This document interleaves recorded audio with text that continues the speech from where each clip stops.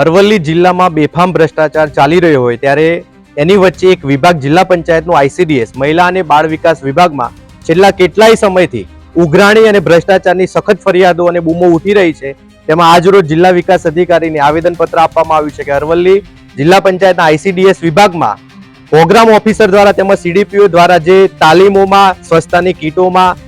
કરિયાણાની કીટોમાં અને આઉટસોર્સ ભરતીમાં જે ગેરરીતિઓ થઈ છે અને આંગણવાડીની ભરતીમાં પણ ગેરરીતિઓ થઈ છે, તેમજ વર્ષોથી અડ્ડો જમાવીને બેઠેલો એક ભાવિક ચૌધરી નામનો વ્યક્તિ જેના દ્વારા આ બધા ઉઘરાણા કરવામાં આવી રહ્યા છે, તો આ તમામની તટસ્થ તપાસ કમિટી બનાવવામાં આવે અને તપાસ કરવામાં આવે। સ્વચ્છતાની કીટોની વર્ષે બે વખત ગ્રાન્ટ આવે છે, એમાં 14 લાખ સુધીની કટકીઓ થાય છે। તાલીમોની ગ્રાન્ટમાં મંડપ બાંધવામાં આવતો નથી અને મંડપના બિલો મૂકવામાં આવે છે। બજારની વાસ્તવિક કિંમત કરતા વધુ કિંમતો મૂકીને દર મહિને કટકીઓ કરવામાં આવે છે અને દિવાળીએ અરવલ્લી જિલ્લાની સમગ્ર 1400 આંગણવાડીઓમાંથી 2000 લેખે ઉઘરાણા કરીને